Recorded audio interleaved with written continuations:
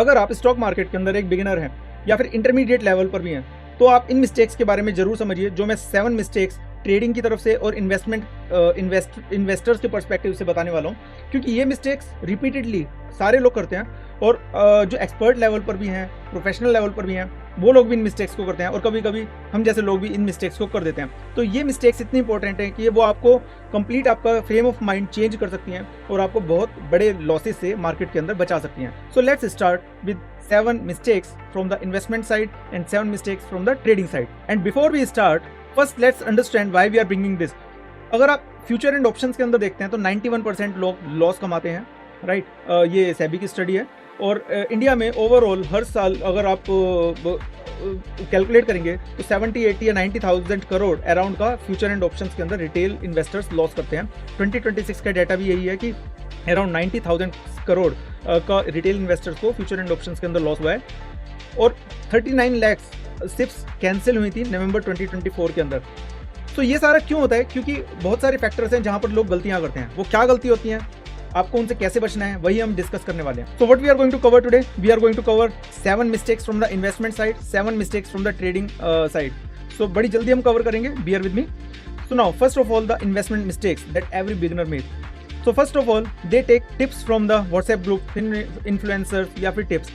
आप ये समझिए कि अगर कोई भी इन्वेस्टमेंट है उसके पीछे एक थ्योरी होती है और कोई भी इन्वेस्टमेंट 100% टाइम्स नहीं चलता, कोई भी थ्योरी 100% टाइम्स मार्केट के अंदर नहीं चलती। तो अगर मैं एक थ्योरी लगा रहा हूँ तो मैं टारगेट करूंगा कि 75% मेरी थ्योरी सही रहे।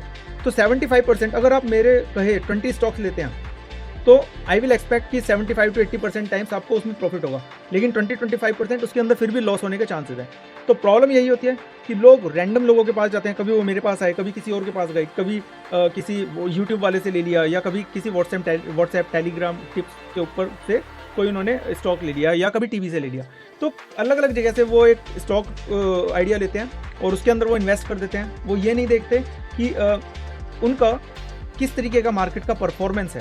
सो व्हेन आई से परफॉर्मेंस, तो suppose a company is being mention कि 6 टाइम्स इसने रिटर्न बना लिया है लास्ट 6 मंथ्स में या फिर 1 साल के अंदर, ये 100 रुपीज़ से 600 रुपीज़ चली गई है। तो इस इन्फॉर्मेशन का आपको एक्चुअली कोई बेनिफिट नहीं है क्योंकि वो ऑलरेडी मूव कर चुकी है। अब आप क्या करेंगे? अब आप इन्वेस्ट उसके अंदर नहीं कर सकते। So there is no point in talking about that particular stock. तो हमेशा आप स्टॉक लेने से पहले एक बार ये देखिए बिजनेस कैसा है, उस बिजनेस को कंपेयर करिए सिमिलर बिजनेस से और उसको देखिए कि वो किस प्राइस पॉइंट पर है, पीई मल्टीपल उसका क्या है या price to book value multiple क्या है। उसके बाद ही आप डिसीजन लें कि आपको इसमें इन्वेस्ट करना है कि नहीं। और अगर आपको ये सब बहुत बड़ा हैसल लगता है तो सिंपली म्यूचुअल फंड के अंदर इन्वेस्ट कीजिए और आपको कोई ज़्यादा परेशानी लेने की ज़रूरत नहीं है। सेकंड है कि इन्वेस्टमेंट के लिए कोई गोल नहीं है। सो लोगों ने डीमेट अकाउंट खोल लिया क्योंकि उसका फ्रेंड भी डीमेट अकाउंट खोल कर बैठा था, क्योंकि वो F&O ट्रेडिंग कर रहा था इसलिए चलो मैं भी कर लेता हूँ। तो इस तरीके से, या फिर वो इन्वेस्टमेंट कर रहा है तो मैं भी कर लेता हूँ। इस तरीके से अगर आप इन्वेस्टमेंट को देखेंगे तो आपको प्रॉब्लम रहेगी। आपके लिए इन्वेस्टमेंट का एक गोल होना चाहिए कि हो सकता है आपका ये गोल होगी 3 इयर्स के अंदर आपको अपने बच्चों की एजुकेशन फंड करनी है या फिर अपनी मैरिज के लिए फंड करना है या बच्चों की मैरिज के लिए फंड करना है। तो 3 इयर्स 7 इयर्स या फिर आपको कोई गाड़ी लेनी है 1 साल बाद, उसके लिए आप म्यूचुअल फंड में इन्वेस्ट कर रहे हैं या कोई पर्टिकुलर स्टॉक में इन्वेस्ट कर रहे हैं या F&O के अंदर ट्राई कर रहे हैं। तो आपके एक होराइजन होना चाहिए। होराइजन होने से क्या होता है कि अगर आपका 3 साल का कोई होराइजन है तो जब मार्केट के अंदर सडन डिप्स आते हैं, किसी भी कंडीशन के कारण है, जियो पॉलिटिकल सिचुएशन के कारण है या for what ever situation it is coming, तो आपको एक शांति रहती है कि ठीक है अभी आपके पास टाइम है। लेकिन अगर आप पैनिक मोड के अंदर बाइंग सेलिंग करते हैं then it's a problem. So this you have to have the timing in the mind. So that is the second thing. Now if you look at the third thing, so that is the FOMO. FOMO buying and selling दोनों तरीके का होता है। FOMO is simply means fear of missing out. Last कुछ time पहले 6-7 महीने पहले silver and gold हर मूवमेंट पर बड़ी तेजी से ही ऊपर की तरफ जा रहे थे। तो लोगों को लगा कि बस प्राइस मेरे हाथ से निकल ना जाए। लोगों ने 2,50,000, 3,25,000 पर भी सिल्वर को खरीदा और मार्केट उसके बाद एकदम क्रैश कर गई और सिल्वर 2-2.25 लाख पर भी आ गया। तो लोगों को लगता है कि फियर ऑफ मिसिंग आउट के कारण कि कहीं मैं अपॉर्चुनिटी को लूज ना कर जाऊँ, इस कारण से मैं मार्केट के अंदर जा रहा हूँ। सिमिलरली मार्केट अगर क्रैश होती है तो उनका स्टॉक अगर 100 रुपीज़ से 80 रुपीज़ पर आ गया तो उन्हें लगेगा कहीं 80 से 60 ना चला जाए, इसलिए वो पैनिक मोड के अंदर सेलिंग कर बैठते हैं। So this FOMO situation buying और सेलिंग दोनों साइड में होती है और रिटेल इन्वेस्टर सबसे ज़्यादा इसके अंदर लॉस सफर करते हैं क्योंकि उनके पास कोई स्ट्रेटजी नहीं होती, बिना स्ट्रेटजी के काम करते हैं और वो पैनिक के अंदर दोनों काम करते हैं और दोनों तरफ से लॉस करते हैं। इसके अलावा the fourth point which we have to see is zero diversification. There are many people, उनको लगता है कि अच्छा अगर आईटी सेक्टर अभी काम कर रहा है तो मैं आईटी सेक्टर के अंदर ही अपना 80-90% पैसा डाल देता हूँ। ऐसा नहीं करना चाहिए। और आईटी सेक्टर के अंदर भी वो हो सकता है 1 या 2 कंपनीज के अंदर ही सारा एक्सपोजर ले लें। आपको हमेशा 3 या 4 अच्छे सेक्टर डिफाइन करने होते हैं कि उस वक्त कौन से 3 से 4 अच्छे सेक्टर आने वाले हैं अगले 1 साल में या 6 महीने में, उनके अंदर आप अच्छे स्टॉक्स को चूज कीजिए। तो ये होता है डाइवर्सिफिकेशन। एक सेक्टर नीचे गया तो दूसरा सेक्टर आपको सपोर्ट करेगा। आईटी, अगर जिन्होंने कुछ टाइम पहले आईटी लिया होगा, पिछले साल आईटी लिया होगा, तो 40-50% के लॉसेस पे होंगे, क्योंकि आईटी स्टॉक्स सारे क्रैश कर गए थे। अभी थोड़ा ऊपर आए हैं, तो इसका मतलब ये नहीं कि सारा पैसा आप आईटी में डाल दें। इसके बाद है स्टॉपिंग सिप्स। सिप्स आपको क्या करती हैं कि मार्केट जब नीचे जा रही होती है तो आपका एवरेज आउट करती है लॉसेस को। तो इस मंथ आपका 100 का प्राइस है, नेक्स्ट मंथ 80 का है, उससे नेक्स्ट मंथ 60 का है अगर, तो 3 महीने की आपकी एवरेज अराउंड 80 की आ रहेगी। और जब मार्केट अगर सपोज अभी 60 पे है, 60 से 80 के ऊपर उसे जाना है, then only you will be able to come out of the situation at 0 loss, right. तो आपने 100 पे जो इन्वेस्ट किया था, 80 पे इन्वेस्ट किया था, 60 पे इन्वेस्ट किया था, वो सब एवरेज आउट हो गया, राइट। तो जब मार्केट ऊपर जाएगी तो आपको तीनों में बेनिफिट मिलेगा। तो सिर्फ कभी भी आपको स्टॉप नहीं करनी चाहिए at least in the market fall. उस वक्त ये करना बहुत ही गलत डिसीजन होता है फ्रॉम इन्वेस्टमेंट परस्पेक्टिव। और ignoring valuation is the 6th point. So ignoring valuation it simply means कि बहुत सारे स्टॉक्स हैं जो पीई मल्टीपल क्रेजी पर हैं, लाइक 100 से भी ऊपर हैं, 80 से भी ऊपर है, राइट, 60-70 से भी ऊपर है, लेकिन उनका जो प्रॉफिटेबिलिटी है उस तरीके से नहीं बढ़ रही, उनकी सेल्स रिवेन्यू उस तरीके से नहीं बढ़ रही। तो वो एक्सपेंसिव कंपनीज हैं, क्योंकि सारे लोग उसको बाय कर रहे हैं, तो आप भी कर लो। ऐसे ट्रैप से हमेशा बचना चाहिए। Next is jumping into future and options. Future and options के अंदर आपको हमेशा ही एक लेवरेज्ड पोजीशंस मिलती हैं, तो आपको उसके अंदर फायदा भी ज़्यादा हो सकता है, नुकसान भी ज़्यादा हो सकता है। लेकिन स्टैटिस्टिक्स से अगर आप अपने आप से कर रहे हैं तो 90-93% आप चांस है कि लॉस में ही जाएंगे। तो या तो F&O एक एक्सपर्ट के साथ कीजिए, या फिर आप बिल्कुल अपने आप से नहीं कीजिए, अदरवाइज उसके अंदर लॉस होने के चांसेस हैं। अब हम बात करते हैं ट्रेडिंग मिस्टेक्स की, 7 ट्रेडिंग मिस्टेक्स की। So first is trading without a plan.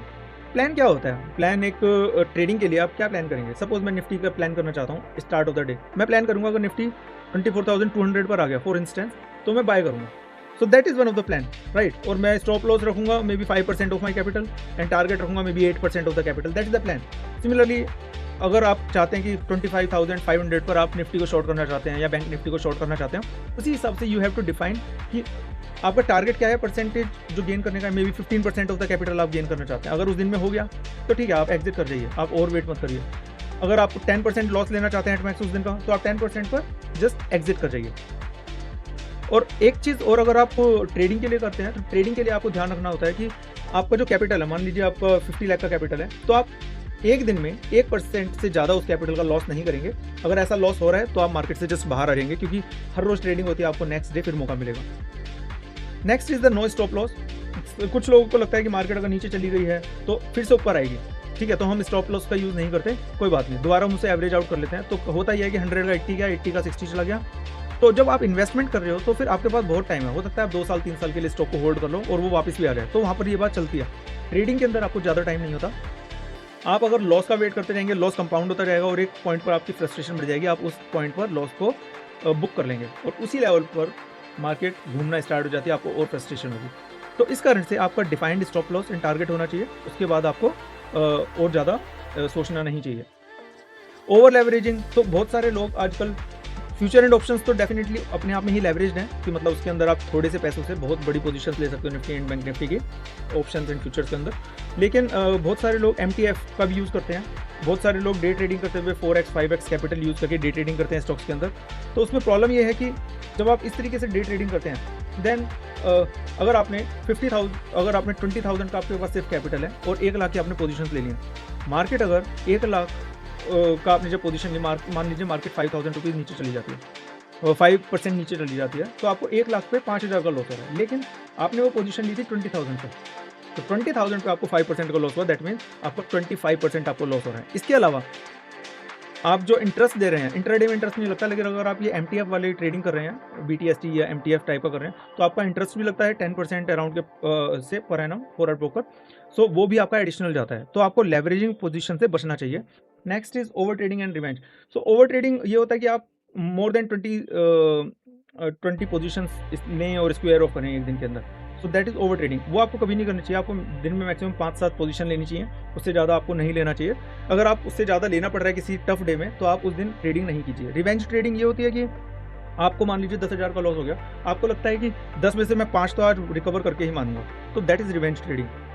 आप ये समझिए मार्केट के अंदर आपकी एक थ्योरी है, आप उसकी बेस पर इन्वेस्ट कर रहे हैं या ट्रेड कर रहे हैं, वो थ्योरी हर रोज काम नहीं करेगी। तो अगर आज आपका दिन नहीं है और वो थ्योरी काम नहीं करी है, तो आप उसको जबरदस्ती ये कोशिश मत करो कि वो फर्स्ट हाफ में काम नहीं किया तो सेकंड हाफ में करेगी। उस दिन आप हट जाइए, क्योंकि मार्केट में आपका दिन नहीं है, और जब आपका वो मार्केट के अंदर दिन नहीं है तो आप दोबारा पोजीशन लेंगे, वो भी लॉस में जा सकती है। तो रिवेंज ट्रेडिंग आपको कभी नहीं करना चाहिए। अनरियलिस्टिक एक्सपेक्टेशन, अगर आप झुनझुन को देखें, वॉरेन बफे को देखें, दे हैव मेंशन कि अगर आप मार्केट के अंदर 18 to 24% पर एनम CAGR कमा लेते हैं, then you are like a king. आजकल मैंने देखा है कि फ्यूचर एंड ऑप्शंस के अंदर लोग सोचते हैं 10% एक महीने में कमा लेंगे। 10 को छोड़िए, आप डबल मनी की बात करते हैं, ऐसा कभी पॉसिबल ही नहीं है। हो सकता है एक दो बार आप कमा लें, बट उसके बाद क्या है कि कुछ लॉसेज भी होंगे, तो एवरेज आउट हो जाएगा। और अगर आप ज़्यादा रिस्क लेंगे ज़्यादा कमाने के चक्कर में, तो over a period of time you are going to make losses. You cannot beat the market by 20-25%. And then there is emotional trading, fear and greed. So when you are taking the decisions, it should be method based कि आपका क्या decision है, किस level पर आपको खरीदना है, कहाँ पर आपको सेल करना है, जो हम कवर कर चुके हैं। मार्केट एकदम झटके से नीचे जाती है, झटके से ऊपर जाती है, तो उस फियर और ग्रीड के अंदर आपको नहीं पड़ना है। नाउ इग्नोरिंग पोजीशन साइजिंग, हम अपनी हर वीडियो में मॉर्निंग में बताते हैं पोजीशन साइजिंग के बारे में बताते हैं। पोजीशन साइजिंग का सिंपली मतलब है कि अगर मान लीजिए आपने आप जनरली 100 लॉट्स का ट्रेड लेते हैं, तो अगर मार्केट थोड़ा रिस्की लग रहा है तो आप उस दिन सिर्फ 50 या 60 लॉट्स का ट्रेड लें, और मार्केट आपको अच्छा लग रहा है तो आप 100 लॉट्स का ही ट्रेड लें। तो दिस इज पोजीशन साइजिंग। आपकी पोजीशन भी अलग तरह की होती है, आपको रिस्क कैटेगरी डिफाइन करनी होती है कि आप एक तरह का ट्रेड, आप जनरली 2 या 3 तरह के ट्रेड तो लेंगे ही। एक ट्रेड ज़्यादा रिस्की है, एक ट्रेड कम रिस्की है, एक ट्रेड और कम रिस्की है। तो आपको देखना पड़ेगा मार्केट सिचुएशन के हिसाब से कि आप कितना capital first kind of trade में डालें, कितना कैपिटल सेकंड में, कितना थर्ड में, उस हिसाब से आप पोजीशन साइजिंग को मैनेज करें। So here is the complete correction framework which you can just take a note of that, and if you are able to save yourself from these mistakes, then your investing and trading journey can be much smoother. Thank you.